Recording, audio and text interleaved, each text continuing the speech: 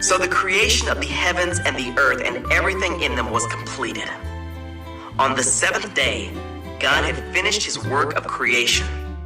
So he rested from all his work.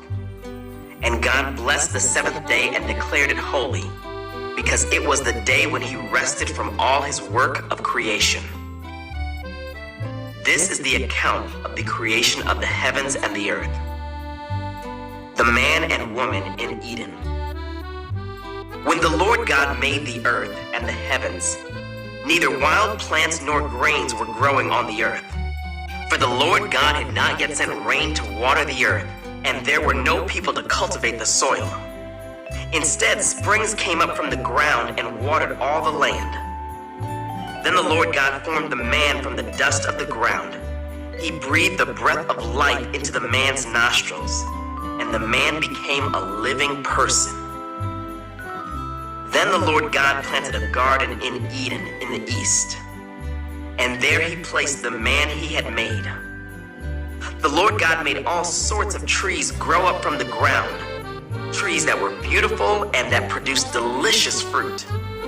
In the middle of the garden, he placed the tree of life and the tree of the knowledge of good and evil. A river flowed from the land of Eden, watering the garden and then dividing into 4 branches.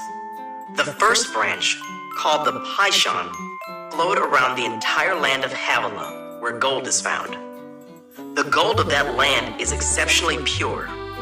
Aromatic resin and onyx stone are also found there. The second branch, called the Gihon, flowed around the entire land of Cush.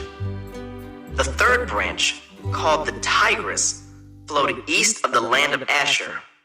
The fourth branch is called the Euphrates. The Lord God placed the man in the Garden of Eden to tend and watch over it.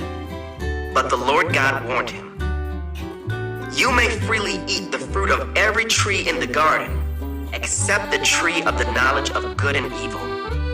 If you eat its fruit, you are sure to die." Then the Lord God said, "It is not good for the man to be alone. I will make a helper who is just right for him."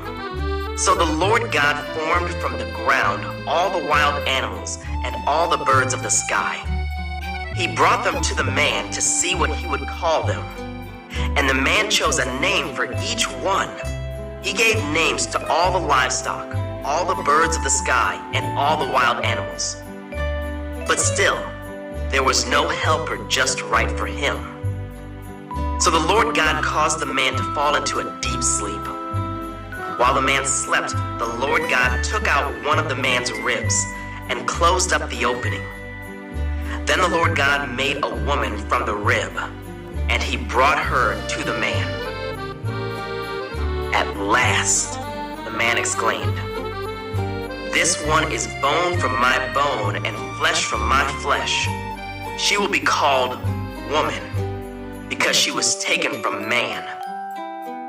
This explains why a man leaves his father and mother and is joined to his wife, and the two are united into one.